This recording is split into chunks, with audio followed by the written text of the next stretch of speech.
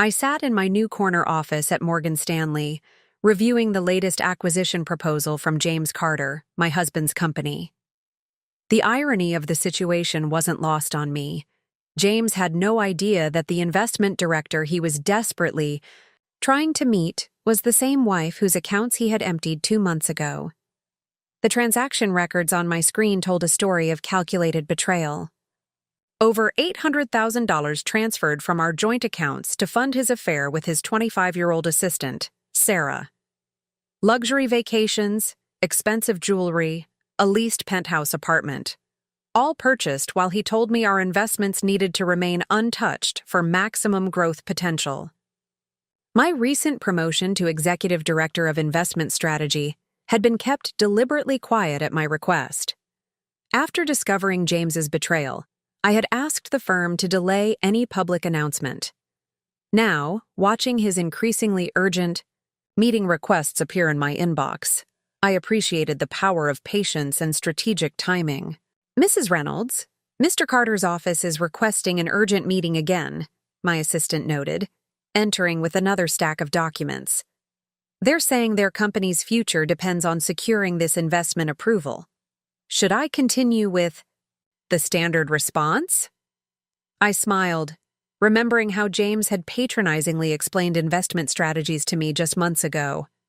"You focus on your little HR job, honey," he'd said. "Let me handle the complex financial decisions." He had no idea that while he was draining our accounts, I was being groomed for a position that would give me control over his company's financial future. The latest reports showed exactly how desperate James's situation had become. His company needed a significant capital injection to survive, and Morgan Stanley's investment division, my division, was their last hope. His reckless spending on his affair had left him vulnerable exactly when he needed to appear most stable. "Have our analysts completed the detailed review I requested?" I asked, though I already knew the answer. I had personally directed the most thorough examination of his company's finances that we'd ever conducted. "Yes, Director. The numbers confirm significant fund mismanagement and questionable personal expenditures by the CEO. Under normal criteria, this would be an immediate rejection." My assistant paused, noting my thoughtful expression. "Would you like me to prepare the rejection documents?" I reviewed the calendar on my screen, calculating timing with the same precision I'd applied to tracking James's betrayal. "Schedule. The meeting for next Thursday. Don't mention my name. Just confirm that the investment director will be present. And Sarah," I added as my assistant turned to leave, "make sure the conference room cameras are functioning perfectly. I want every reaction recorded." Opening my secure terminal, I began documenting everything meticulously. Each transaction James had made to fund his affair was now part of our official investment review. The skills he had dismissed as unnecessary for a corporate wife were about to determine his company's survival. The woman he believed was still working in HR was now controlling billions in investment capital. His dismissal of my financial capabilities had created the perfect blind spot, one that would make the upcoming meeting particularly memorable. I pulled up the latest photos from our private investigator, showing James and his assistant leaving their secret penthouse. Soon he would learn that every expense, every hidden transaction, every attempt at concealment had been documented by the very woman he'd tried to deceive. The week before the scheduled meeting, our investigation team uncovered financial misconduct that went far beyond James's personal betrayal. The systematic analysis of his company's records revealed how his affair expenses had spiraled into increasingly desperate corporate fund manipulation. "The pattern becomes clear when you follow the money," Marcus Chen, our senior financial analyst, explained while spreading transaction records across my conference table. "It started with your joint accounts, luxury hotels, jewelry, expensive restaurants. But when those funds ran low, he began siphoning from corporate accounts, trying to cover personal expenses through company channels. Our forensic team had traced every transaction, creating a detailed timeline of James's deteriorating financial judgment. What began as simple withdrawals from our savings evolved into complex schemes involving company resources. He created an elaborate network of false business expenses, Marcus continued, highlighting suspicious entries. Weekend getaways listed as client consultations, jewelry purchases marked as corporate gifts, penthouse rent hidden under office lease expenses. The audacity is remarkable. I reviewed the evidence carefully, appreciating the irony. James had always insisted I wouldn't understand complex financial matters, yet his attempts at concealment were almost amateurish. Each deception was easily traceable by anyone with basic forensic accounting skills. His overconfidence made him sloppy, I noted, examining particularly blatant examples. Look at these restaurant charges. Same venue, same times, but logged as different business meetings. He didn't even bother, varying the pattern. Private investigators had documented the physical evidence of his spending. Photos showed James and his assistant enjoying the luxuries purchased with our savings, wearing expensive watches, dining at exclusive restaurants, entering their secret penthouse. Each image now matched perfectly with a financial record in our investigation. Yesterday's surveillance was particularly interesting, my assistant Sarah reported, adding new photos to our evidence file. He visited 3 different investment firms, growing more desperate with each rejection. The last meeting lasted barely 15 minutes. The corporate financial records told an even more damaging story. James had begun using company funds to replace the personal accounts he'd emptied, creating an increasingly unstable financial structure. Each attempt to cover his tracks only added to the evidence we were accumulating. These corporate transfers are especially concerning, Marcus pointed out. He's been moving funds between accounts to hide the personal expenditures, but each transaction leaves a clear trail. It's like he never expected anyone to actually examine the books. James's digital footprint provided additional ammunition. Emails discussed lavish gifts in poorly coded language, calendar entries disguised romantic retreats as business meetings, and message threads revealed his complete dismissal of my financial awareness. We've archived everything, Maria from IT confirmed. Every email, every message, every digital record is secured and backed up. The evidence trail is absolutely solid. The investigation had exposed vulnerabilities in James's company that went beyond personal misconduct. His affair-driven spending had led to increasingly risky business decisions, all documented in our growing evidence file. His company's entire financial structure is compromised, Marcus explained. The personal spending created cash flow problems, which led to questionable corporate decisions. Each problem made the next one worse. I spent hours reviewing every detail, ensuring our documentation was perfect. The woman James had dismissed as financially ignorant had built an airtight case documenting his destruction. His patronizing attitude toward my capabilities had allowed me to compile evidence that would now determine his fate. The timing works perfectly, Sarah noted, reviewing our meeting schedule. We'll present our findings just as the markets close. By the time trading resumes tomorrow, his company's investment rejection will be public knowledge. Everything was prepared for a revelation that would transform both our lives. The skills James had denigrated were about to destroy the success he'd built on deception. His mockery of my financial understanding had created the perfect circumstance for complete accountability. Our technical analysis team spent 3 days combing through every aspect of James's company's financial records. The deeper they dug, the more evidence they uncovered of how his personal misconduct had corrupted the entire corporate structure. His personal spending created a domino effect, Marcus explained, displaying complex financial models on the conference room screens. When he drained your joint accounts for the affair, he started using company funds to cover the gaps. Each cover-up required increasingly risky financial maneuvers. The analysis revealed sophisticated software systems James had implemented to hide his transactions. He'd actually hired programmers to create custom accounting tools that would help conceal his misuse of corporate funds. The irony is beautiful, Maria commented while demonstrating the system's vulnerabilities. He spent company money developing software to hide how he was spending company money. Each layer of concealment just created more evidence of deliberate fraud. Our forensic accountants traced every digital footprint through the company's networks. Email threads discussed system implementations in telling detail.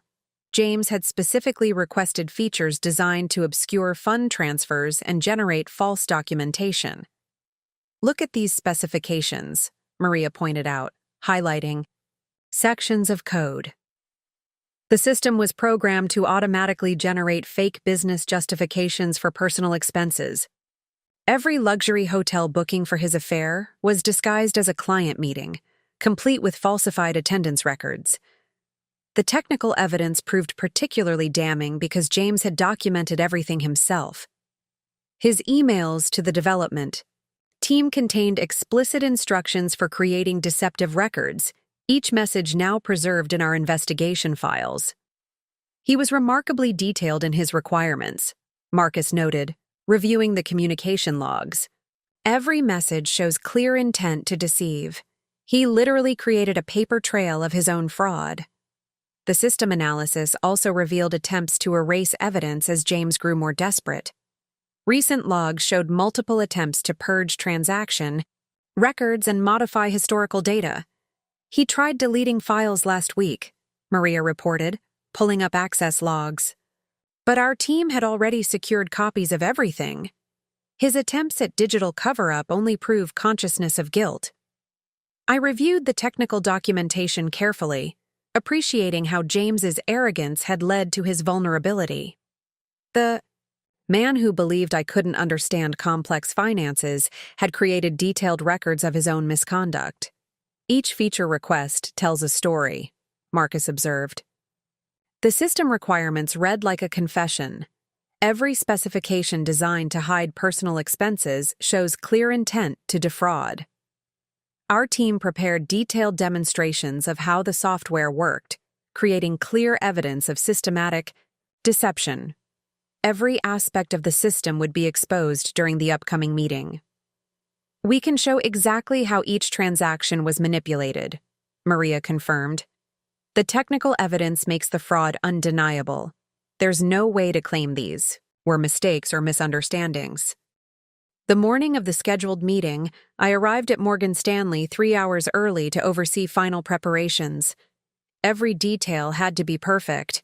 This wasn't just a standard investment review, but a carefully orchestrated moment of revelation that would change multiple lives. The conference room is set up exactly as specified, Sarah reported, walking me through the space. Main screen positioned for maximum visibility, secondary displays showing real-time market data, and cameras placed to capture every reaction. James and his team will sit on the west side, facing both the screens and you. Our technical team had created a presentation that would systematically dismantle James's carefully constructed facade. Each slide was designed to reveal another layer of deception, building from simple personal expenditures to complex corporate fraud. We've organized the evidence for maximum impact, Marcus explained, clicking through the sequence. Starting with his initial withdrawals from your joint accounts, progressing through the corporate fund misuse, and culminating with his recent desperate attempts to cover everything up. The timing had been precisely calculated. The meeting would begin at 3:30 p.m., just as the markets were closing. By the time trading resumed the next morning, news of his company's investment rejection would have spread throughout the financial community. Legal has reviewed everything twice, Jennifer Hayes, our corporate counsel, confirmed. The evidence is solid, properly obtained, and thoroughly documented.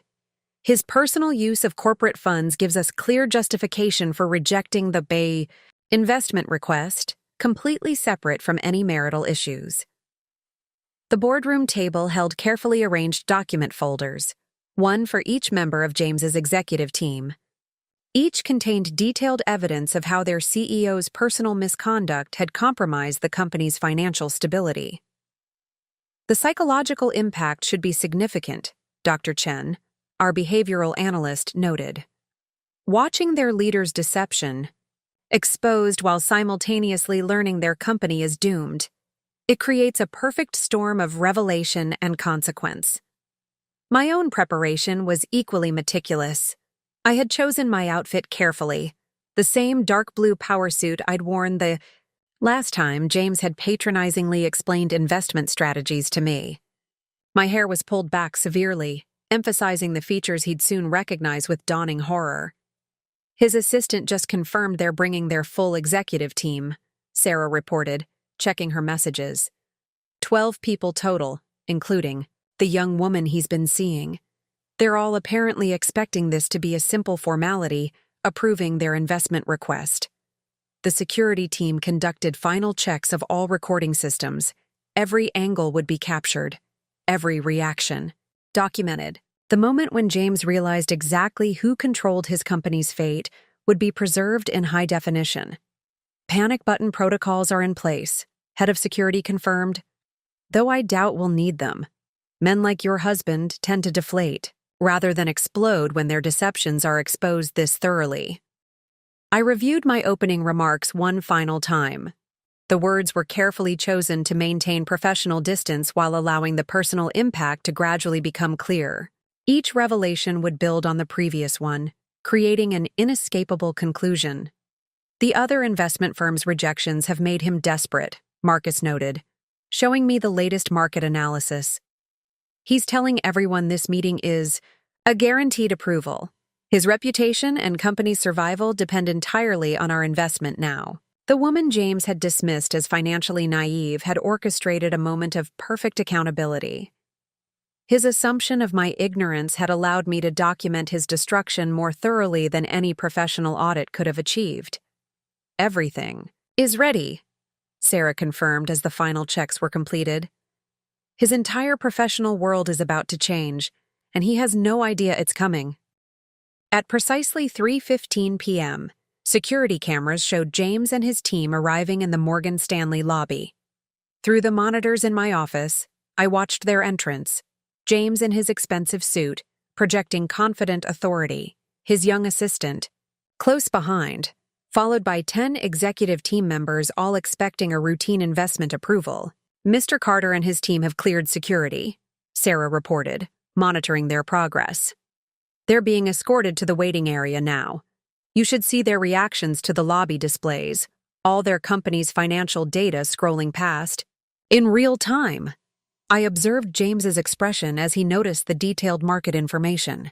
His confident smile flickered slightly as he recognized his own corporation's increasingly desperate financial indicators displayed alongside more successful companies.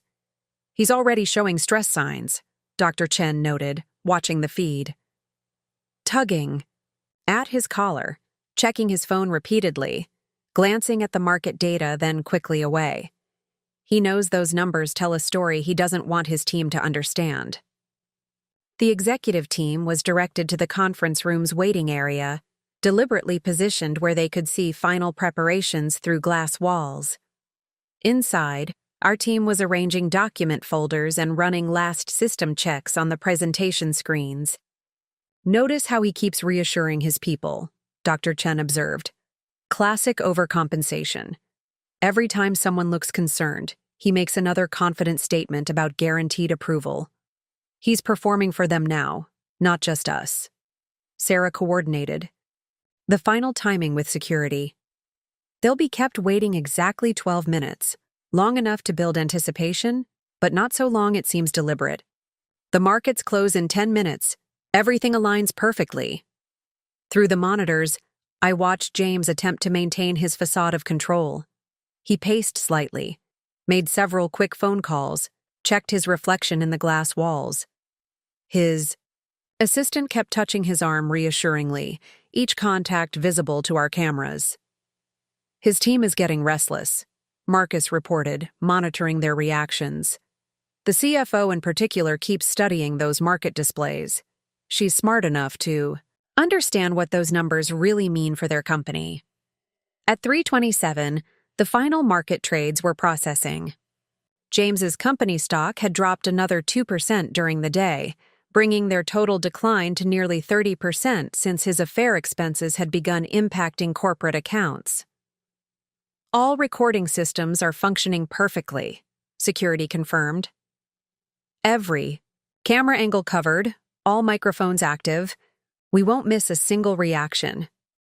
I stood in my private office, taking a final moment to center myself. The woman James had told to focus on your little HR job was about to determine the fate of his entire company.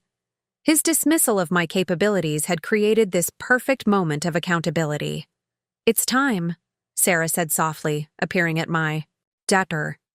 "They're being moved to the main conference room now. Every detail is in place, every system ready.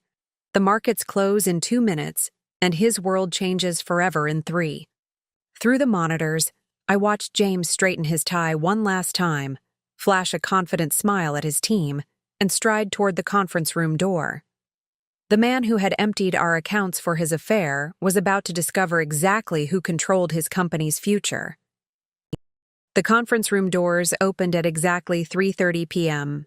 James led his team inside with practiced authority, already extending his hand toward the empty chair at the head of the table. His confident smile froze as he realized no one was sitting there. "Please, be seated," my voice came through the room's speakers, still unseen. "The investment director will join you momentarily. In the meantime, please review the documents in front of you." I watched through the monitors as James and his team opened their folders. Each contained a detailed summary of his personal expenditures, carefully categorized and cross-referenced with company fund transfers. The color drained from his face as he recognized the transactions. "There must be some mistake," he announced quickly, trying to maintain control. "These documents aren't relevant to our investment proposal. We should wait for the director before reviewing any materials." His assistant Sarah was staring at a page showing jewelry purchases made with corporate funds, gifts she had received, now exposed as fraudulent expenses. The CFO was rapidly flipping through transaction records, her expression growing increasingly alarmed. "The documents are entirely relevant," I responded through the speakers. "They demonstrate patterns of fund mismanagement that directly impact investment considerations. Please pay particular attention to pages 15 through 28. Those pages detailed James's progression from personal account depletion to corporate fund abuse. Each transaction was meticulously documented, with dates, amounts, and actual purposes clearly listed. His attempts at concealment were systematically exposed." "This is inappropriate," James declared, struggling to project authority. "We're here to discuss a straightforward investment opportunity, not review internal corporate matters. I must insist on speaking with the investment director immediately." The executive team was exchanging worried glances. Several were checking their phones, watching their company's stock price in the day's final trading moments. The CFO had stopped turning pages, frozen on a particularly damning series of transactions. "The investment director will address all concerns," I assured them. "But first, please examine the financial analysis on page 42. It shows how personal expenditures have systematically compromised corporate stability." James was now desperately trying to collect the documents, but copies had already been distributed to every team member. His careful facade of control was cracking as he realized the extent of the exposure. "I suggest everyone remain seated," my voice continued calmly. "The investment director is about to join you, and there's much to discuss regarding both personal and corporate financial decisions." Through the cameras, I watched James loosen his collar slightly, his confident posture deflating. The man who had arrogantly dismissed my financial understanding was about to discover exactly how thoroughly I understood every aspect of his deception. "Perhaps," he attempted one last time, "we could speak privately with the director first, before involving the entire team in these administrative details." "That won't be necessary," I responded, standing up from my desk. "Every person in that room needs to understand exactly why this investment request is being reviewed so carefully." I walked toward the conference room, knowing the cameras were tracking my approach. Years of dismissal and underestimation were about to culminate in a moment of perfect revelation. Perfect. The conference room fell silent as I entered.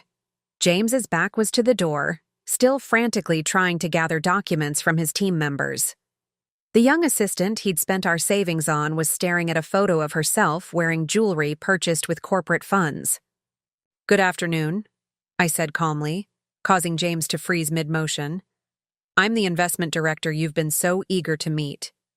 He turned slowly, recognition and horror dawning simultaneously on his face. The man who had patronizingly explained basic finance to me for years was suddenly understanding exactly who controlled his company's fate. "Rachel?" he managed, his voice barely a whisper. You're the investment director?" "Indeed," I replied, taking my seat at the head of the table. "Though I'm surprised you're interested in my professional role. You've always insisted I wouldn't understand complex financial matters." The executive team was looking between us with growing comprehension. Their CEO's wife, whom many had met at corporate functions where James had dismissed my career as just HR stuff, was revealed as the financial authority controlling their company's future. "Perhaps," I continued, activating the main presentation screen, "we should begin by discussing how corporate funds were used to furnish that lovely penthouse apartment on Fifth Avenue. The lease payments have been particularly creative in their accounting." James's assistant shifted uncomfortably in her chair as details of their secret residence appeared on screen. Each expense was meticulously documented, showing how money had funded their affair. "Or we could review the series of jewelry purchases," I suggested, changing slides. "It's interesting how corporate gift accounts can be manipulated to hide personal expenditures, though marking a diamond bracelet as office supplies seems rather ambitious." The CFO was now staring at James with undisguised horror. As the person responsible for corporate finances, she was realizing how thoroughly she'd been deceived and potentially implicated. "Rachel, we should discuss this privately," James attempted, his authority evaporating. "These are personal matters that don't affect the investment decision." "On the contrary," I responded, displaying his complete transaction history. "Your systematic abuse of corporate funds directly impacts investment considerations. When a CEO drains personal accounts for an affair, then raids company resources to cover the shortfall, it raises serious concerns about financial management." The presentation continued methodically, each slide revealing another layer of deception. James seemed to physically shrink as his carefully constructed world collapsed around him. "Your most recent attempts to conceal these activities have been particularly desperate," I noted, highlighting suspicious transactions.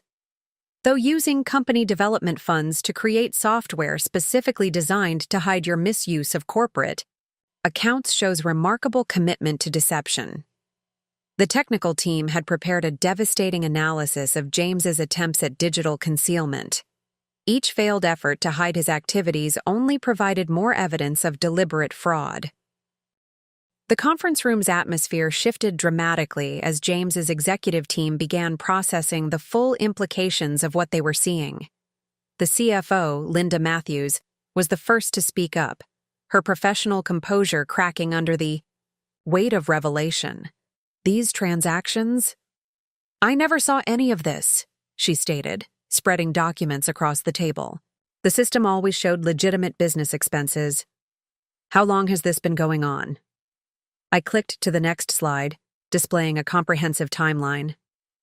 "The systematic abuse of corporate funds began approximately 8 months ago, shortly after our joint accounts were depleted. Each category of fraud is color-coded for easy reference." The general counsel, Robert Chen, was rapidly taking notes, his legal training clearly highlighting the severity of the situation. "This goes beyond misappropriation of funds," he observed grimly. "We're looking at deliberate concealment, false documentation, potentially criminal fraud." "Precisely," I agreed, changing to a detailed breakdown of legal violations. "Our analysis team has identified 47 distinct instances of fraudulent reporting, each designed to hide personal expenses as business costs. James attempted to regain control of the situation, his voice strained but still trying to project authority.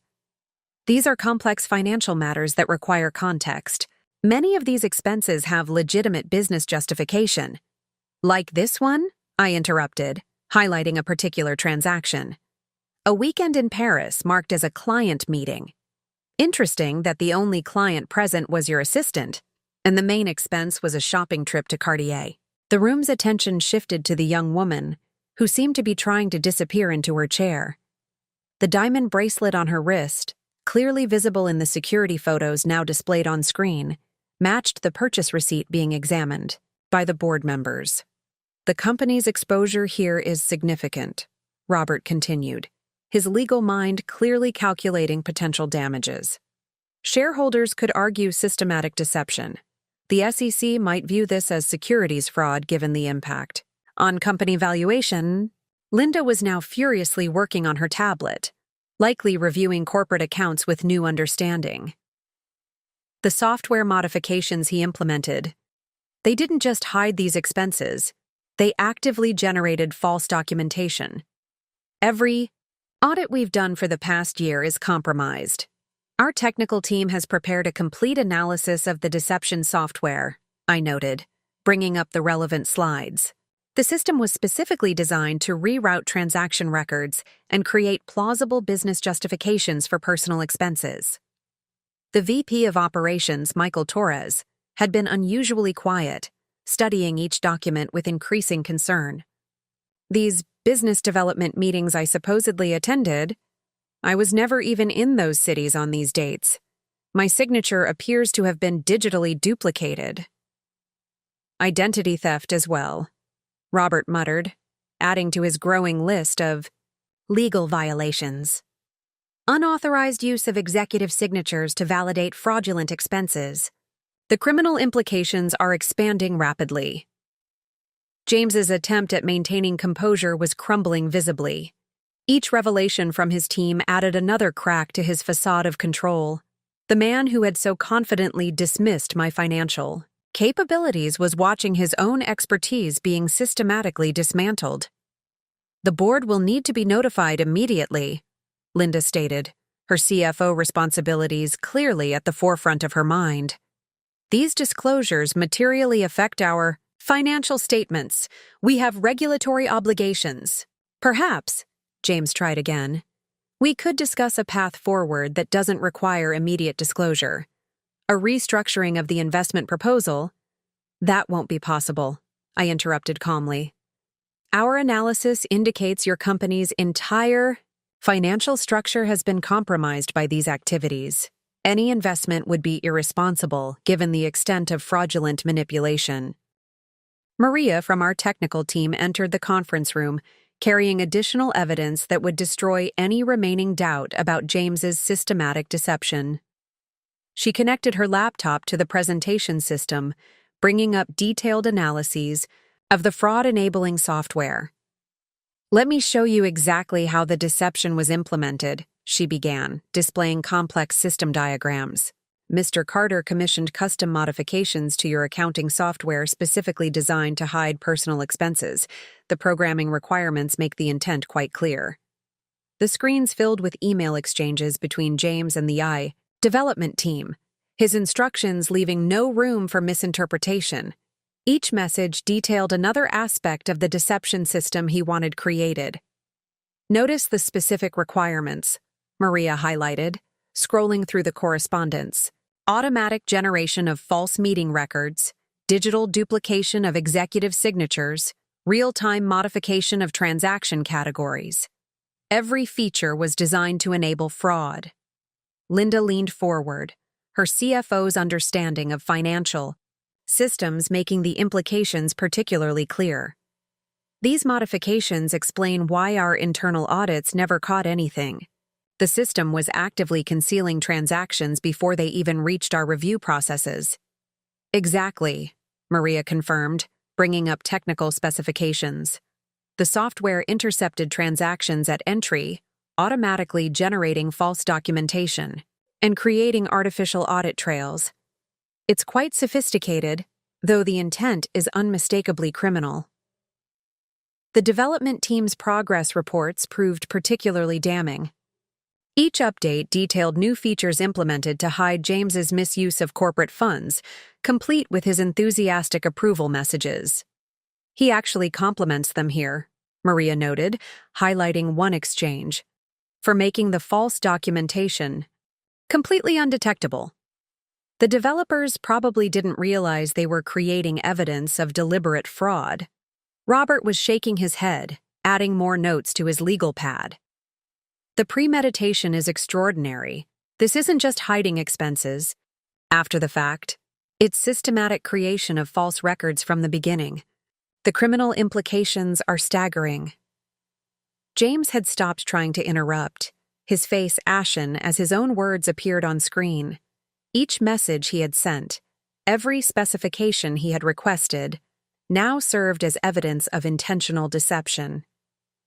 The system includes some particularly interesting features, Maria continued, pulling up more details. Like this automatic alert mechanism that warns if anyone starts examining transaction records too closely. It even suggests plausible explanations for questionable expenses. Michael Torres was examining the technical documentation with growing anger. So when I questioned some of these expenses, the explanations I received were automatically generated. By this system, I was literally talking to a fraud machine? Precisely, Maria confirmed.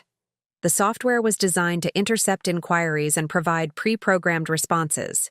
It even tracked which explanations worked best and refined its deception strategies accordingly. The young assistant was now staring at James with dawning horror, perhaps realizing for the first time the extent of his deception.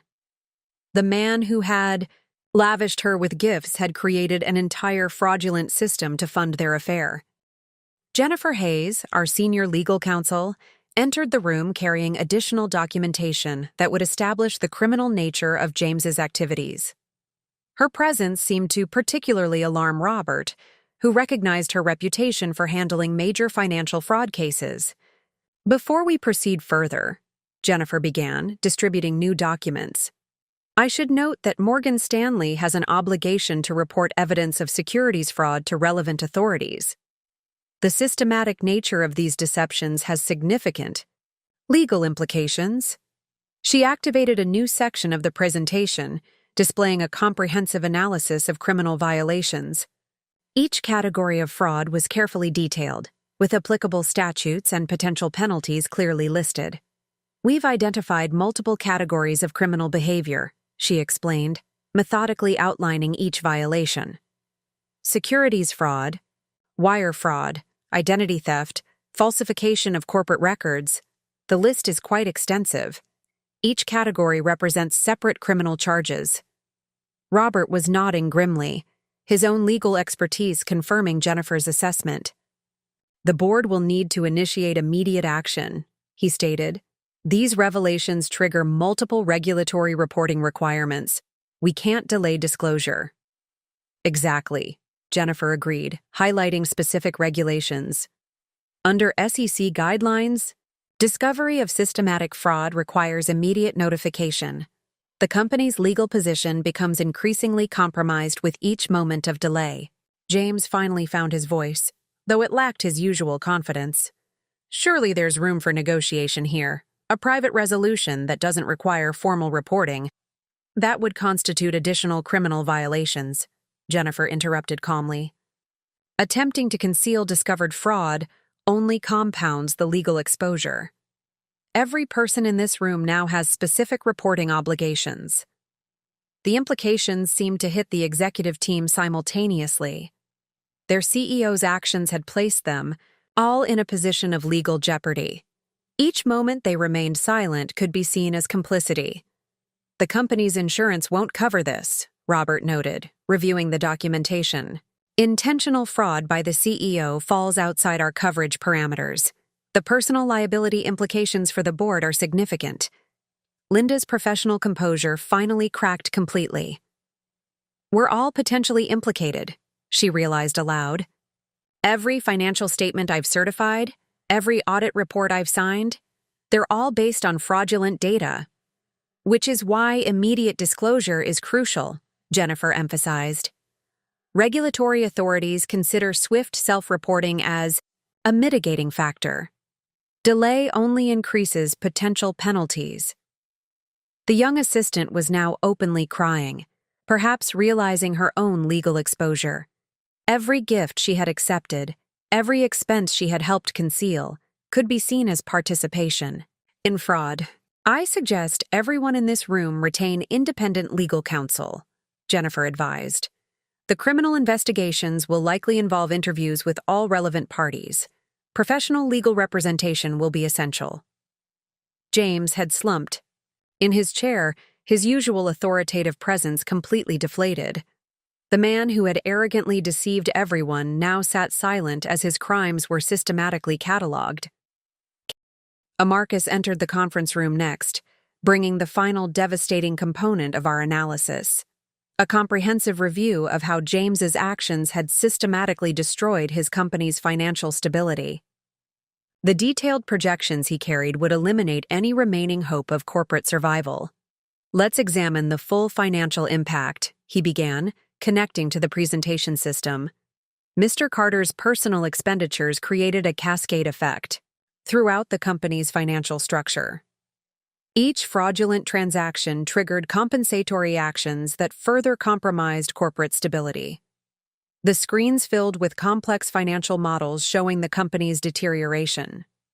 Every personal expense James had hidden created ripples of financial damage, each deception forcing more desperate corporate maneuvers to maintain the illusion of stability. Notice this pattern, Marcus highlighted, displaying transaction flows. When personal accounts were depleted for affair expenses, corporate funds were diverted to cover the shortfall. This created cash flow problems that led to increasingly risky financial decisions. Linda was studying the numbers with growing horror, her CFO's expertise letting her see exactly how completely their company had been undermined. The compensatory borrowing, the leveraged positions. We're completely exposed. Precisely, Marcus confirmed. The company's attempt to cover these fraudulent expenses has created unsustainable debt levels. The interest payments alone exceed current revenue projections. He switched to another display showing market analysis. Your company's stock has dropped 47% since these activities began. Major clients are already shifting their business elsewhere, sensing instability. The market cap has fallen below sustainable levels. James stared at the numbers, perhaps finally understanding the full extent of destruction his personal indulgences had caused. Each financial model showed another aspect of corporate collapse he had triggered. The company's credit rating will be downgraded immediately once this becomes public, Marcus continued. Outstanding loans will require immediate repayment under their default clauses. There's no possible way to meet those obligations.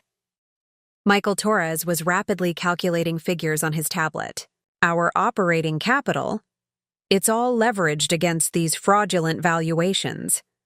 When the real numbers come out, complete collapse, Marcus finished. The company's entire financial structure is built on falsified data. Once the fraud is exposed, there's no possibility of recovery.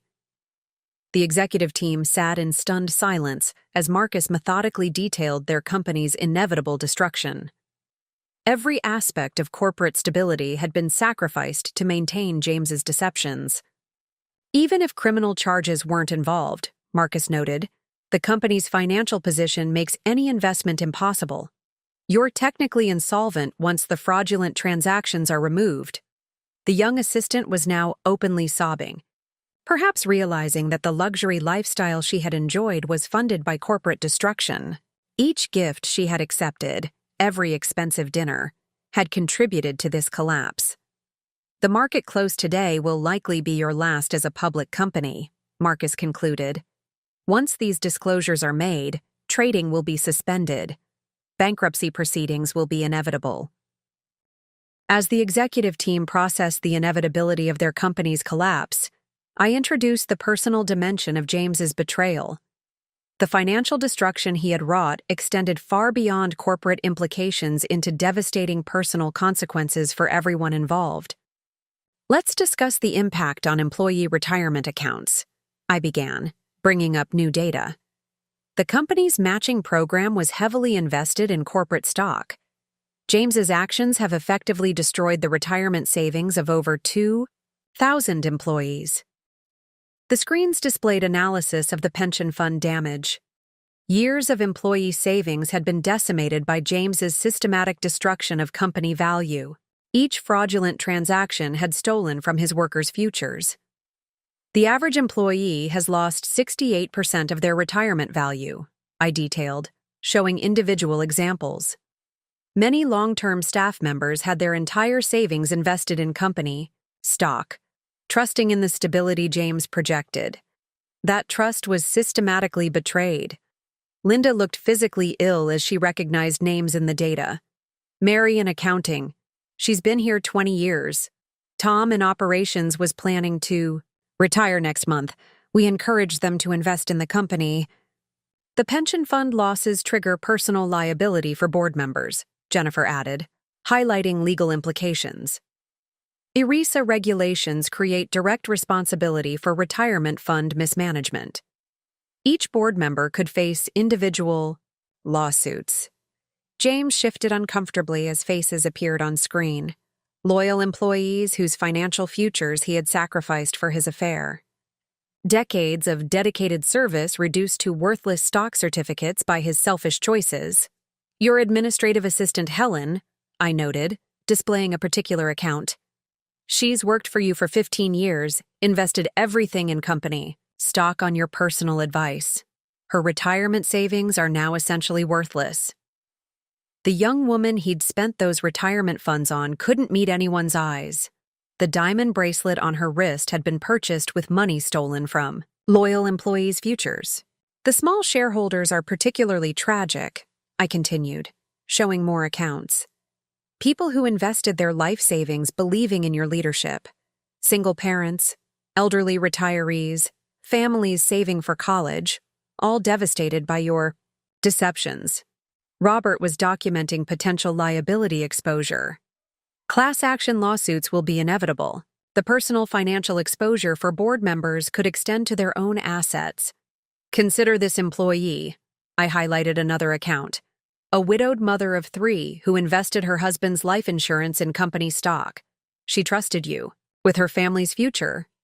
That trust was betrayed for weekend getaways and jewelry. The executive team's expressions showed growing comprehension of their personal culpability. As corporate officers, they had endorsed financial statements that encouraged employee investment. Their own negligence had contributed to this destruction. These losses extend beyond direct employees, I noted, displaying broader impact analysis. Suppliers, contractors, support staff, entire families depending on the company's stability. Your personal indulgences have created a wave of financial devastation affecting thousands. James seemed to physically shrink as the human cost of his actions became clear. Each face on screen represented a life he had damaged, a future he had compromised, trust he had betrayed. His carefully maintained image of successful leadership dissolved in the face of comprehensive destruction. The meeting was interrupted by a series of urgent messages reaching various executive team members. Word of the company's imminent collapse had begun spreading through professional networks, triggering immediate reactions across the financial community. The other investment firms you approached are already issuing statements, I noted, displaying real-time updates. They're distancing themselves from any association with your company. Your recent attempts to secure funding are being reframed as failed due diligence reviews. Linda's phone was buzzing constantly with alerts from financial institutions. Our banking partners are freezing credit lines, she reported grimly. They're citing suspicious activity patterns and potential fraud concerns. We're losing access to operating capital. The screens showed rapidly updating market analysis. Although trading had closed, after-hours activity indicated massive sell orders queuing for morning execution. Institutional investors were already moving to abandon ship. Your industry reputation is evaporating in real time, Marcus observed, monitoring financial news feeds. Former business partners are canceling contracts, clients are publicly announcing their withdrawal, strategic allies are issuing denial statements. James watched helplessly as his professional network disintegrated. Each notification represented another relationship destroyed, another door permanently closed, another bridge thoroughly burned. The board members at your club are meeting in emergency session, I added, checking updates. Your membership status is being reviewed in light of serious ethical concerns. Similar notices are arriving from other professional organizations. Robert's tablet showed incoming law firm responses. Our outside counsel has terminated representation, citing conflict of interest.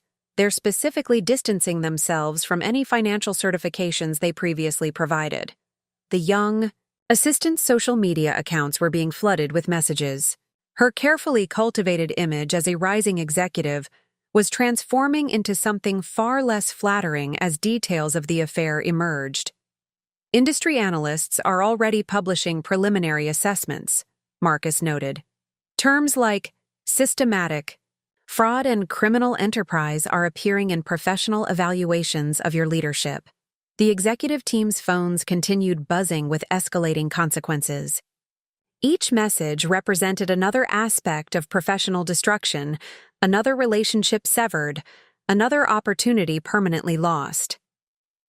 Your speaking engagements are being canceled, I observed, checking notifications.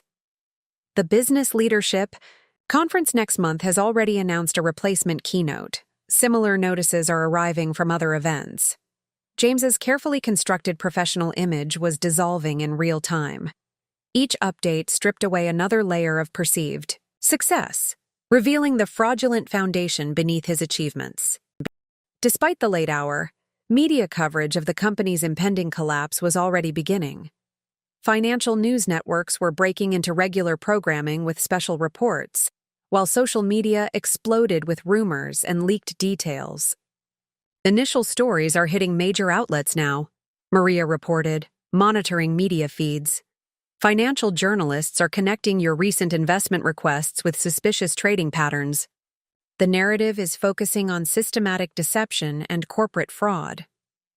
The screens displayed rapidly updating news coverage. Each outlet added new details to the emerging story, building a comprehensive picture of corporate destruction driven by personal indulgence. Your PR team is being inundated with media inquiries, I noted, checking communications logs. Journalists are requesting comment on everything from corporate fraud allegations to details of the affair. Several investigative teams are already compiling in-depth exposés. James watched helplessly as his public image transformed. Years of carefully managed media presence were being rewritten in real time, his reputation reconstructed around themes of betrayal and deception. Social media is particularly active, Maria observed, displaying trending topics. Former employees are sharing stories, business partners are posting denials of involvement, industry colleagues are expressing shock and disappointment at the revelations. The young assistant's carefully curated social presence was undergoing similar destruction.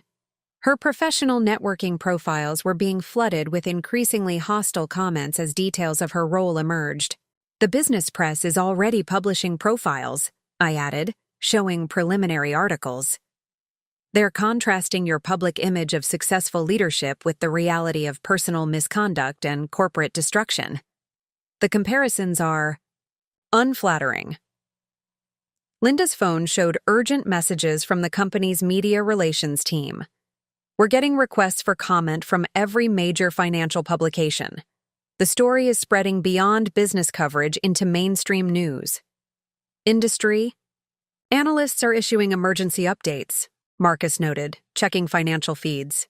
They're revising company evaluations to include terms like fraudulent reporting and criminal mismanagement. Your leadership is being completely reframed. The executive team watched their own reputations being tainted by association. Each News story widened the scope of scandal, dragging more names and relationships into the growing narrative of corporate corruption. The evening financial shows are adjusting their programming, Maria reported. You're being featured in segments about corporate fraud and executive misconduct. Several shows are preparing special reports on the company's collapse. James slumped, further in his chair as years of carefully managed public perception unraveled. Each news alert, each social media update, each press inquiry stripped away another layer of his manufactured image. As the meeting approached its conclusion, I revealed the final, most personally devastating aspects of my investigation. The woman James had dismissed as financially naive had not just documented his destruction of the company, I had systematically protected and grown my own assets while watching his downfall approach. While you were depleting our joint accounts, I began, displaying a new set of financial records, I was quietly building a separate investment portfolio. Every gift you saw bought for your assistant essentially funded my acquisition of controlling interests in key market sectors. The screens showed my personal financial growth over the past months. Each withdrawal James had made for his affair had been countered by strategic investments that had multiplied in value. The penthouse apartment you leased for your romance? I highlighted specific transactions. The same building was acquired last month by an investment group I manage. Your excessive rent payments have been essentially funding your own eviction. James stared at the documentation, finally understanding how completely his underestimation had enabled his destruction. While he focused on hiding his affair, I had been systematically positioning myself for this moment. Those simple investment decisions you mocked me for not understanding? I continued, showing portfolio performance. They've yielded an average return of 312% since you began your deceptions. Your affair essentially financed my professional advancement. The young assistant was now staring at her diamond bracelet with growing horror. Each gift she had accepted had inadvertently contributed to strengthening my position while weakening. James's, the corporate development fund you raided for your gifts? I displayed more transactions. Those diverted resources created gaps in market position that my investment teams immediately filled. Your romantic gestures literally handed me control of key business sectors. Linda was reviewing the numbers with professional appreciation. Perhaps recognizing the sophistication of financial strategy she had never suspected I possessed. Each transaction showed careful planning and precise execution. Even your attempts to hide the affair worked in my favor, I noted, showing correlation. Data, every fraudulent transaction you created exposed another market vulnerability my teams could exploit. Your deception became my opportunity. The executive team watched as I demonstrated how thoroughly I had transformed James's betrayal into strategic advantage. While he focused on maintaining his fictional image, I had been building real, substantial power. This investment meeting? I gestured around the conference room. It was never about saving your company. It was about documenting the complete scope of your destruction before executing pre-positioned market strategies that will acquire your remaining viable assets at pennies on the dollar. James finally spoke, his voice barely a whisper. You knew, all this time. You were just waiting. Of course I knew, I replied calmly. I'm a far better financial strategist than you ever bothered to discover. Your dismissal of my capabilities created the perfect blind spot, one I've spent months exploiting to ensure this precise outcome. While our meeting continued, the company's board of directors had convened an emergency session in response to the unfolding crisis. Their reactions began flooding in through various communications channels, adding another layer of immediate consequences to James's destruction. The board chairman is issuing an immediate statement, Linda reported, reading from her tablet.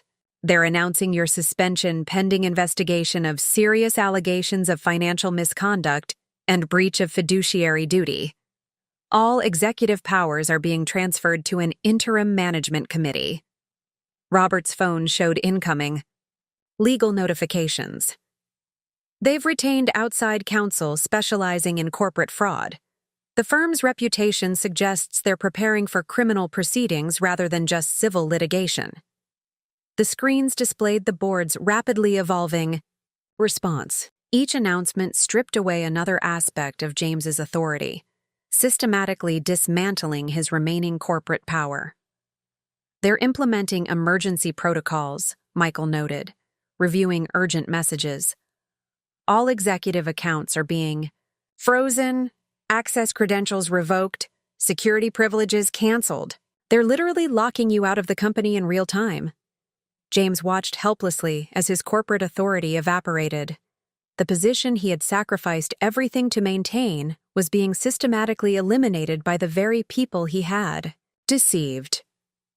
The Compensation Committee has convened, Linda continued. They're reviewing all executive benefits, particularly focusing on retirement accounts and stock options. Given the fraud allegations, they're likely to invoke clawback provisions. The young assistant received her own notifications. Her recently acquired executive position, granted through James's influence, was being eliminated as part of the board's response to inappropriate relationships and questionable promotions. They're particularly interested in the software modifications, Maria observed, checking communications. The board apparently never approved these system changes. That's another layer of unauthorized actions they're documenting. Each board member's response reflected growing comprehension of their own liability exposure. Their oversight had failed to detect James's activities, potentially compromising their own legal positions. The audit committee is particularly aggressive, Robert noted. They're demanding immediate access to all financial records, including personal accounts and communication logs. Your privacy protections as CEO are being overridden by fraud concerns. I watched James's expression as the full weight of board reaction hit him. The corporate power he had wielded so confidently was being stripped away piece by piece, leaving him increasingly isolated and vulnerable. They're also freezing all severance provisions, Linda added. Standard golden parachute protections are being suspended pending investigation of criminal liability. They're essentially cutting off your last financial lifelines. The board's response was systematically eliminating every aspect of corporate protection James might have relied upon. Each announcement further exposed him to personal liability and financial consequences. As news of the company's imminent collapse spread, major clients began implementing their own emergency responses. The carefully cultivated business relationships James had built over years began dissolving in rapid succession. Your largest client just issued a press release, Marcus reported, displaying the announcement. They're immediately terminating all contracts citing serious concerns about financial stability and management integrity. Their legal team is already preparing breach of trust litigation. The screens showed a cascade of client reactions. Each corporate partner was racing to distance themselves from the growing scandal, their careful statements barely concealing panic about their own exposure. The technology sector clients are particularly aggressive, Michael noted, monitoring responses. They're demanding immediate access to all project documentation and intellectual property. Several are alleging potential compromise of proprietary information. James watched his client network disintegrate. Every relationship he had built, every contract he had secured, every partnership he had established was being systematically terminated. Your manufacturing partners are shutting down joint operations, Linda added, reviewing urgent notifications. They're citing contract provisions about fraudulent representation. The production lines are being halted as we speak. The young assistant's tablet showed frantic messages from account managers. Client contacts she had managed through James's influence were now explicitly requesting new representatives, distancing themselves from anyone connected to the scandal. The international clients are responding to the time zone difference, Marcus observed. Asian markets are opening, and the reactions are immediate. They're invoking emergency termination clauses across all contracts. Each client departure triggered ripple effects through the company's operations. Supply chains began breaking down. Project timelines collapsed, and carefully structured business relationships unraveled with increasing speed. Your strategic alliance partners are particularly direct, I noted, displaying more announcements. They're not just terminating agreements, but actively denouncing any association with your leadership. The reputation damage is spreading exponentially. Linda's phone showed urgent messages from the sales team. "We're losing everything," she reported grimly. Even loyal clients of 20-plus years are jumping ship. No one wants to risk association with a fraudulent operation. The executive team watched years of business development evaporate. Each client departure represented another aspect of company value destroyed, another revenue stream eliminated, another relationship permanently damaged. "The government contracts are being suspended," Robert added, checking legal notices. "Federal oversight committees are initiating reviews of all past dealings. They're particularly concerned about potential security implications." James slumped further as the magnitude of destruction became clear. His personal misconduct had not just destroyed current client relationships but poisoned any possibility of future business recovery. The human cost of James's actions became increasingly apparent as employees began reacting to news of the company's collapse. Messages from every level of the organization showed the ripple effects of his betrayal spreading through thousands of lives. "The employee message boards are exploding," Maria reported, monitoring internal communications. "People are sharing their stories of lost retirement savings, worthless stock options, and destroyed career plans. The personal impact is devastating." The screens displayed a stream of employee reactions. Decades of loyalty and hard work had been sacrificed for James's indulgences, leaving dedicated staff facing uncertain futures. "Helen from accounting just posted," I noted, highlighting one message. "She's worked here for 23 years, invested everything in company stock. On your personal advice, she's supporting 2 kids in college. Now her entire savings is essentially worthless." James visibly flinched as familiar names appeared in the messages. Each story represented another life he had damaged, another future he had compromised, another trust he had betrayed. "The engineering team's group chat is particularly bitter," Michael observed. "Many of them turned down better-paying jobs elsewhere because they believed in the company's stability. Your deception has destroyed their careers." The young assistant watched employee reactions to her own role in the scandal unfold. Staff members she had supervised were sharing stories of her rapid promotion and preferential treatment, adding another dimension to the growing narrative of corruption. "The manufacturing floor employees are getting organized," Linda reported. "They're already consulting with labor lawyers about class action suits. Many of them put their entire retirement into company stock matching programs." Each department added its own stories to the growing documentation of destruction. Maintenance staff who had invested decades of service, administrative teams who had believed in the company's future, technical experts who had tied their careers to its stability, all facing devastating personal losses. "The sales team's thread is especially poignant," I continued, displaying more messages. "They've spent years building client relationships based on trust and integrity. Now they're personally associated with a fraudulent operation. Their professional reputations are severely compromised." Robert reviewed potential liability exposure as employee reactions intensified. "The personal damage claims will be extensive," he noted. "Each affected employee represents potential litigation. The cumulative legal impact could extend for years." The executive team watched their own staff members' reactions appear in real time. People they had worked with daily, teams they had led, employees whose lives they had been responsible for, all processing the betrayal of their trust. "The retirement planning group just posted their analysis," Marcus added. "They're calculating average losses for different employee categories. The numbers are staggering, especially for long-term staff members near retirement age." James seemed to physically shrink as the human impact of his actions became clear. Each employee's story stripped away another layer of his leadership pretense, revealing the profound selfishness of his choices. As our meeting drew to a close, the full scope of consequences James would face became clear.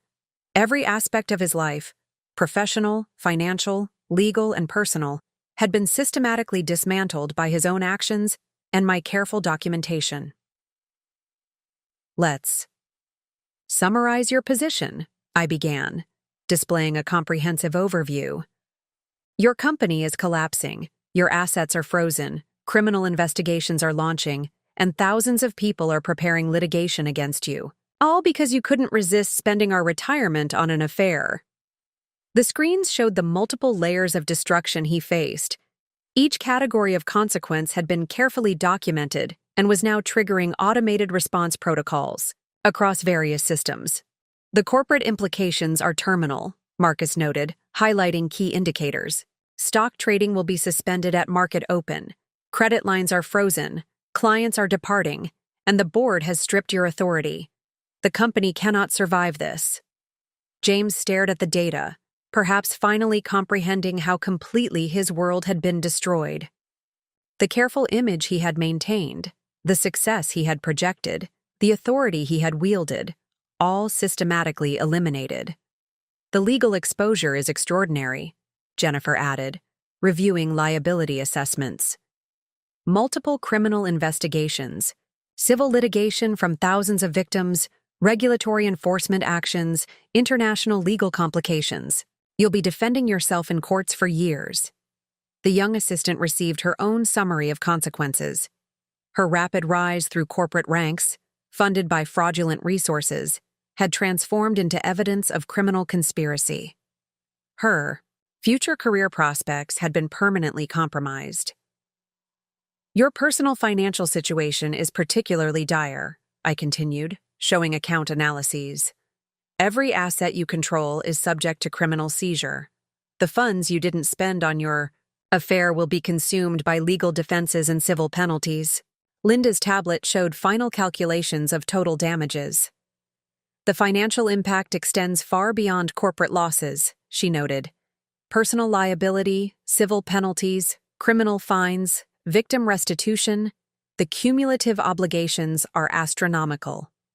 The executive team watched their own future prospects diminish by association. Each of them would carry the taint of this scandal, their careers permanently marked by involvement in a fraudulent operation.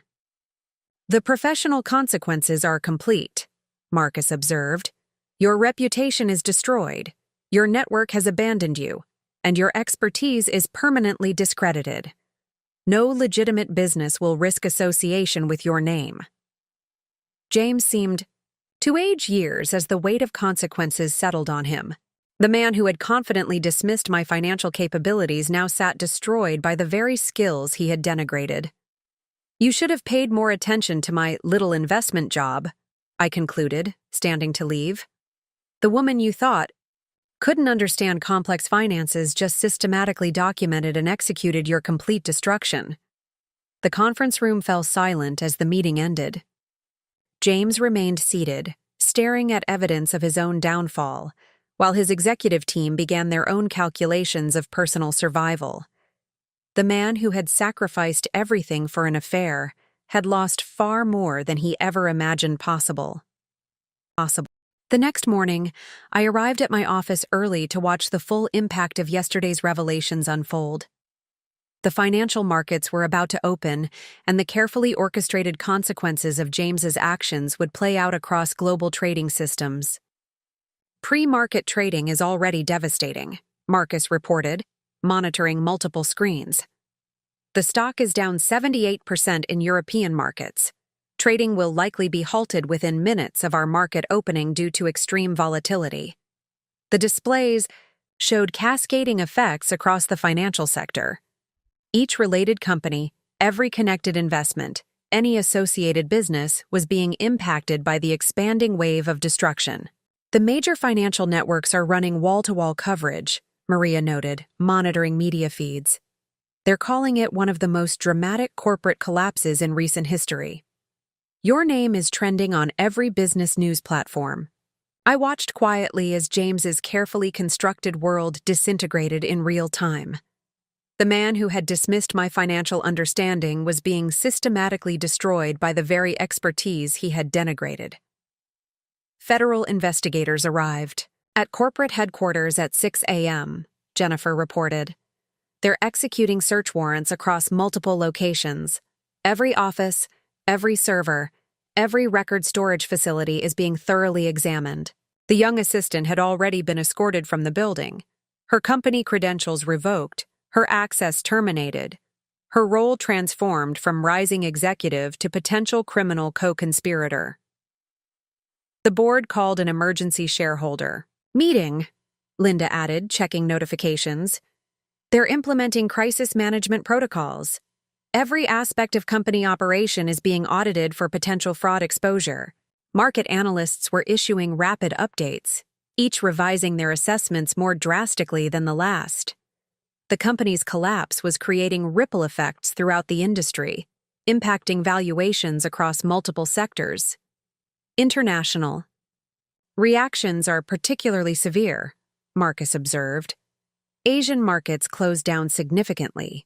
European trading is in chaos, and global investors are rapidly distancing themselves from any connection to the company. The executive team's professional networks were already showing strain.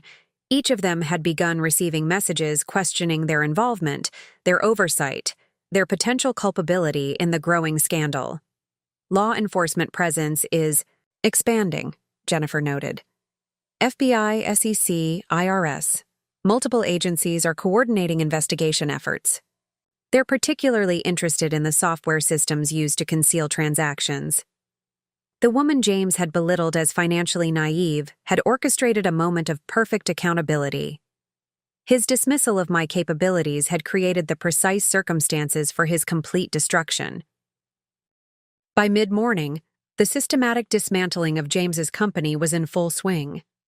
Every department, every division, every aspect of corporate structure was being methodically evaluated and dissolved as the full scope of his deception emerged. The Interim Management Committee has initiated shutdown protocols, Linda reported, reviewing urgent communications. They're implementing staged closure of operations, starting with non-essential departments. Employees are being notified of immediate termination.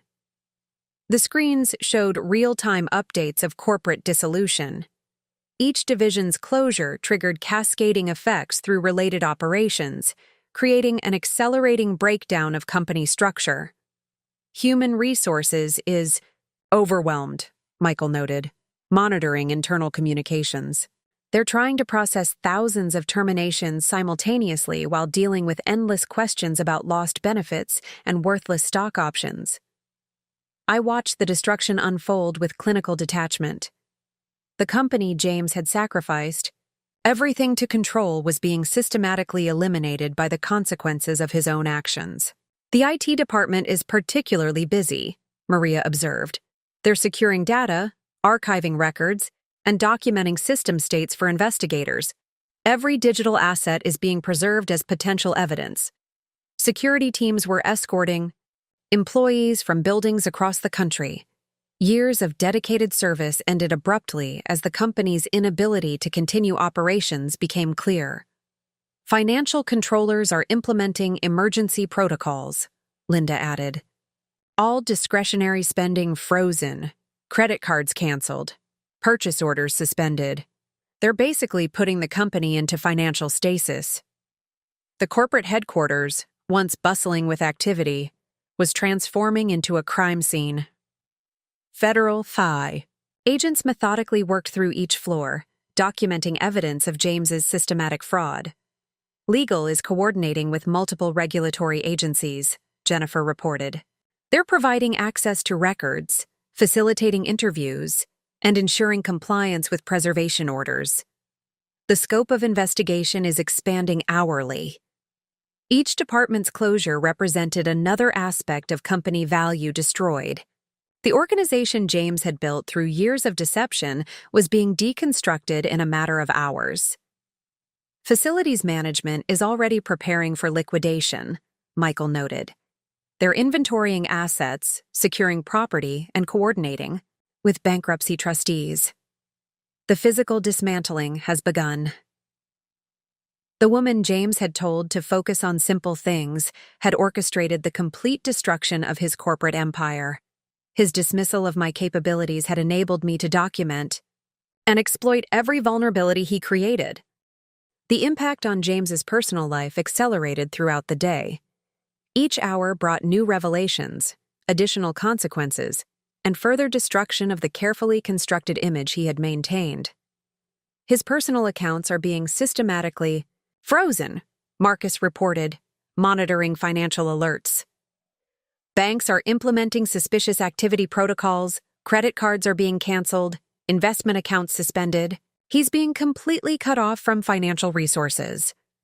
The screens showed cascading effects through James's personal network. Every connection, each relationship, all associations were being severed as the full scope of his deception became public. The country club has revoked his membership, Maria noted, checking social notifications. Professional organizations are canceling his affiliations. His entire social structure is dissolving in real time. I watched as the man who had dismissed my capabilities faced comprehensive personal destruction. The authority he had wielded so confidently was being systematically stripped away. His attorney's office just issued a statement, Jennifer added. They're terminating representation due to irreconcilable ethical concerns. Even his legal support is abandoning him. The young assistant had her own cascade of consequences to face. Her rapid rise through corporate ranks, funded by fraudulent resources, had transformed into evidence of criminal conspiracy. Real estate agents are already listing the penthouse apartment, Linda reported. Luxury car dealers are repossessing vehicles. Every aspect of his lavish lifestyle is being dismantled. The carefully maintained facade of success was crumbling. Each hour brought new revelations of deception, additional evidence of fraud, further proof of systematic betrayal. His private banking team has resigned, Marcus observed. Wealth management firms are publicly distancing themselves. The financial industry is completely isolating him. Federal agents had executed search warrants at his private residences. Every asset, each possession, all property was being documented as potential evidence of financial crimes. Personal liability insurance is being canceled, Jennifer noted. Coverage providers are citing fraud exclusions. He's losing every layer of financial protection. The woman he had told to let the professionals handle things had orchestrated his complete personal destruction. His dismissal of my expertise had created perfect circumstances for comprehensive accountability. As the day drew to a close, I sat in my office reviewing the complete scope of destruction my careful planning had achieved. Every aspect of James's life, professional, personal, financial, and social, had been systematically dismantled through precisely orchestrated consequences. The final market numbers are staggering, Marcus reported, displaying trading data. Company stock is essentially worthless. Market cap has evaporated, and the ripple effects have impacted entire industry sectors. Your strategy executed perfectly. The screens showed comprehensive analysis of the day's events. Each aspect of James's downfall had been carefully documented, creating a perfect record of accountability and action. Federal prosecutors are already preparing indictments, Jennifer noted, reviewing legal updates. The evidence is so comprehensive they're expecting a swift prosecution. Your documentation left no room for legal maneuvering. I watched the final pieces of my strategy fall into place. The woman James had dismissed as financially naive had orchestrated his complete destruction with remarkable precision. The media coverage is extraordinary, Maria observed, monitoring news feeds. Every business network is running special reports. Your systematic exposure of his fraud has become a cautionary tale about corporate deception. The young assistant had already accepted a plea deal, agreeing to testify about her role in exchange for reduced charges. Her story would add another dimension to James's comprehensive downfall. Bankruptcy proceedings are being expedited, Linda reported. Trustees are citing extraordinary circumstances due to the scope of fraud. The corporate dissolution will set new precedents for speed and completeness. Each update confirmed another aspect of my strategy's success. The skills James had denigrated had proven perfectly suited for orchestrating his destruction. Your investment positions are particularly impressive, Marcus added. While his fraud destroyed corporate value, your strategic planning captured every opportunity his destruction created. The financial returns are remarkable. The woman he had told to focus on simple things had demonstrated sophisticated expertise in corporate takeover, fraud detection, and strategic prosecution. His dismissal of my capabilities had enabled perfect execution of comprehensive accountability. The professional impact is complete, Jennifer noted. His future employment prospects are non-existent, his industry relationships are destroyed, and his expertise is permanently discredited. No legitimate business will risk association with his name. I reviewed final reports with quiet satisfaction. The man who had betrayed our marriage for an affair had lost everything to the very skills he had dismissed. His underestimation of my capabilities had created perfect circumstances for absolute justice. The aftermath of James's downfall rippled through the financial industry, creating lasting changes in corporate oversight and fraud prevention.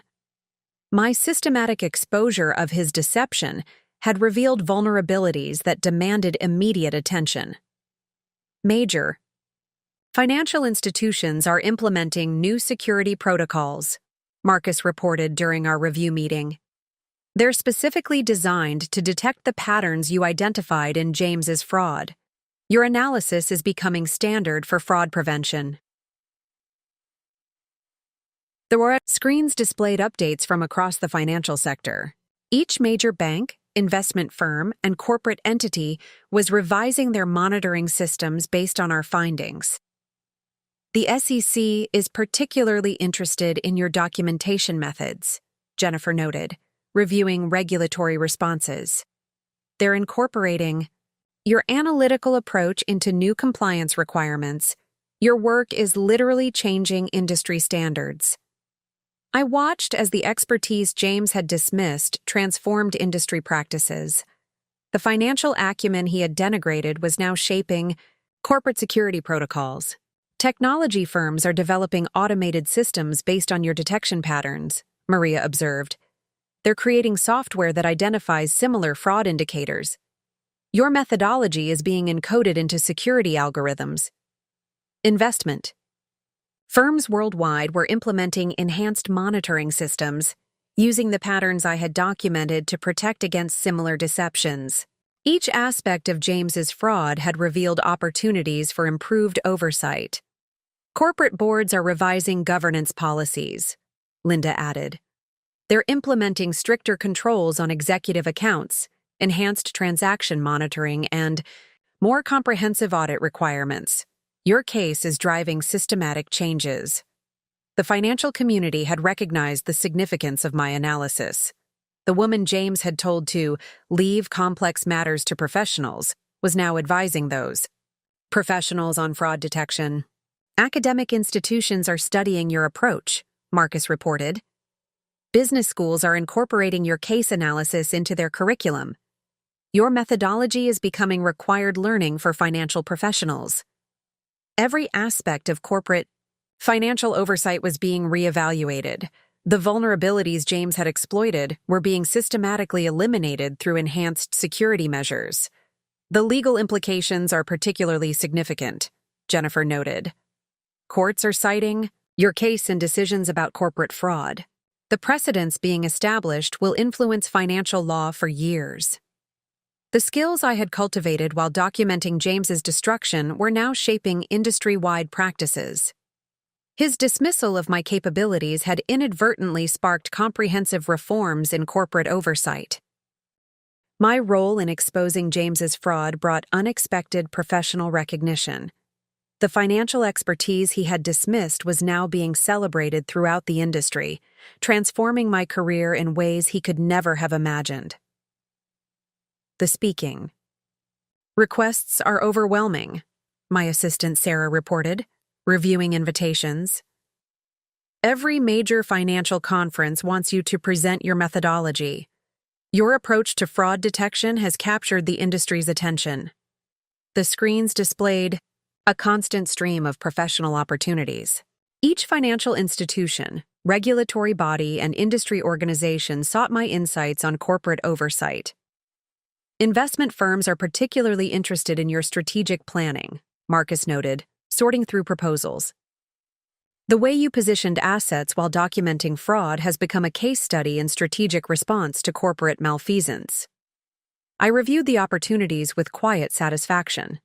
The woman James had patronizingly told to focus on simple tasks was now advising industry leaders on sophisticated financial strategy. Academic institutions are offering guest lecturer positions, Sarah continued. Business schools want your case study in their advanced programs. Your methods are becoming standard curriculum. Professional organizations across the financial sector sought my expertise. The skills James had denigrated were now shaping industry. Best practices. Regulatory agencies are requesting consultation, Jennifer added. They're developing new oversight protocols based on your detection methods. Your influence on financial security is expanding rapidly. Every aspect of my analysis was being studied and implemented. The careful documentation that had destroyed James's deception was now protecting countless others from similar fraud. The professional publications are particularly interesting, Marcus observed. Financial journals are analyzing your methodology in detail. Your approach is being recognized as groundbreaking in fraud detection. Leading firms sought my guidance on security protocols. The expertise James had dismissed was now considered essential for corporate protection. Legal conferences are featuring your case, Jennifer noted. They're examining how your documentation methods strengthened prosecution. You're influencing both financial and legal practices. The woman he had told to leave complex matters to professionals had become the professional others turned to for expertise.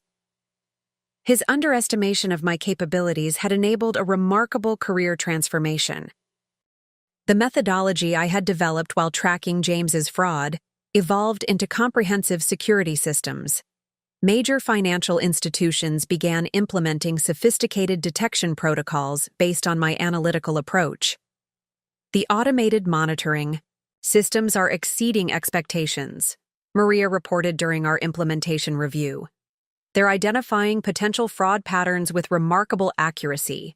Your detection methods translate perfectly into algorithmic form. The screens displayed performance metrics from various institutions. Each implementation of my protocols showed impressive results in preventing financial deception. Banking systems have been particularly successful, Marcus noted, reviewing data. They're catching fraudulent activities that previously went undetected. Your methodology has transformed their security approach. I watched as the expertise James had dismissed reshaped financial security practices. The woman he had told was too simple for complex finance had created industry-standard protection systems.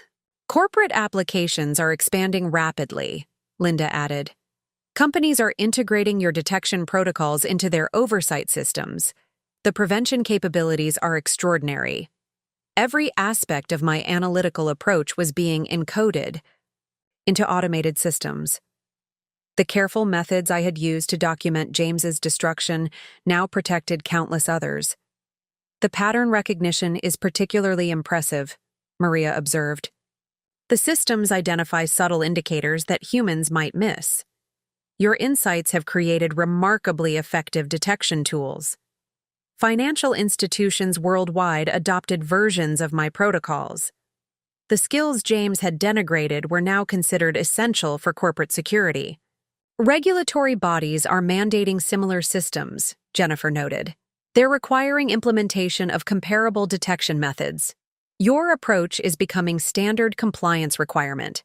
The woman he had patronizingly told to focus on basic tasks had developed sophisticated systems that transformed industry practices. His underestimation had enabled creation of revolutionary security protocols.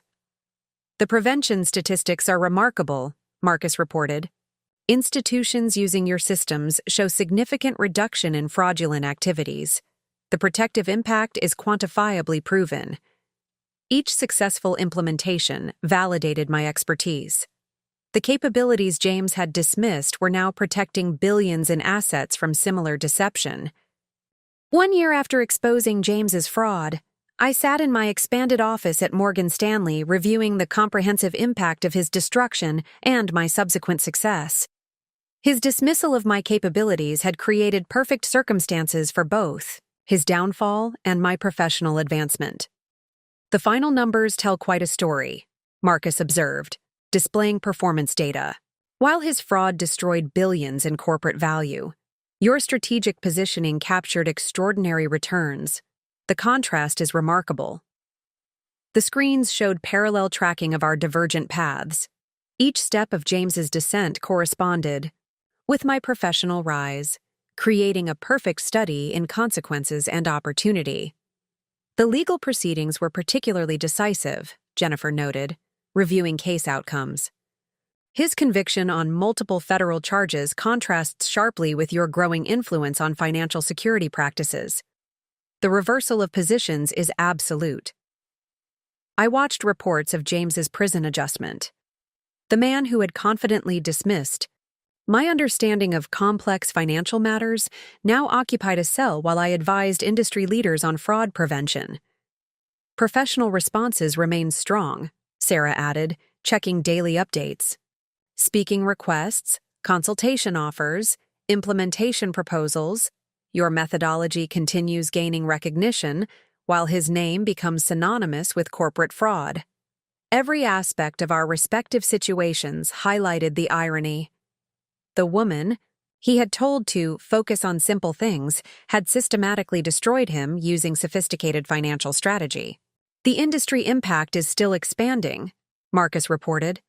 More institutions implement your security protocols daily. Your influence on financial practices grows while his example serves as cautionary warning. James's complete destruction served multiple purposes. Beyond personal accountability, his case provided perfect demonstration of how professional arrogance enables devastating fraud.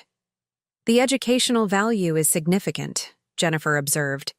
Business schools use his downfall and your methodology as primary case study. Future financial leaders learn essential lessons from both perspectives. I had transformed his betrayal into lasting positive change. The expertise he had denigrated now protected countless others, while his destruction illustrated consequences of deception. Your strategic patience was extraordinary, Marcus noted. Allowing his fraud to fully develop while documenting everything created comprehensive evidence. The professional wisdom in that approach continues teaching valuable lessons. The woman James had dismissed as financially naive had orchestrated complete justice.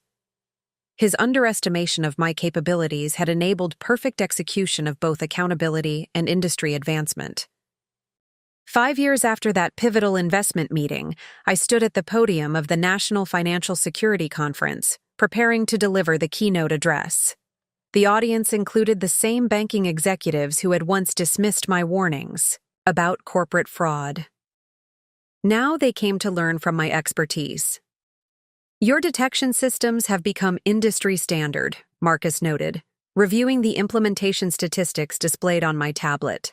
Every major financial institution uses some version of your protocols. The woman James told to focus on simple things has revolutionized corporate security. The conference hall was filled with financial professionals eager to understand my methodology. Each attendee represented another aspect of industry transformation sparked by James's destruction. The timing is particularly appropriate, Jennifer observed, gesturing toward a news alert on her phone. James becomes eligible for parole review today. His request was already denied. The man who dismissed your capabilities will spend at least 5 more years contemplating his mistakes. I smiled slightly at the symmetry. While James remained in federal prison, I had transformed his betrayal into comprehensive positive change. His underestimation of my expertise had enabled both his destruction and my professional advancement. The industry statistics are remarkable, Marcus added, displaying current data. Institutions using your detection systems show 87% reduction in corporate fraud. Your methodology has prevented billions in potential losses. The screens behind the podium showed implementation results from various organizations. Each successful application of my protocols represented another victory against financial deception. Professional recognition continues growing, Sarah reported, checking incoming messages. 3 more universities want to add your case study to their advanced finance curriculum. Your approach is becoming required learning for future financial leaders. Every aspect of my success highlighted the irony of James's dismissal. The capabilities he had denigrated as too simple now shaped industry standards and professional education.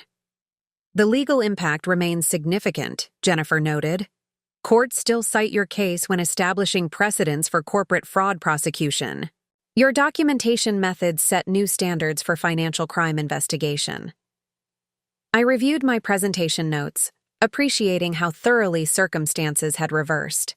The woman James had told to leave complex matters to professionals was now the professional others sought for expertise.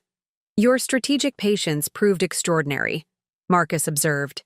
Allowing his deception to fully develop while documenting everything created perfect evidence. That approach now guides corporate oversight protocols.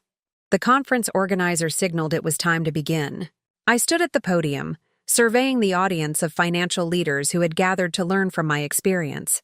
The woman James had dismissed as financially naive had become the authority on preventing corporate fraud.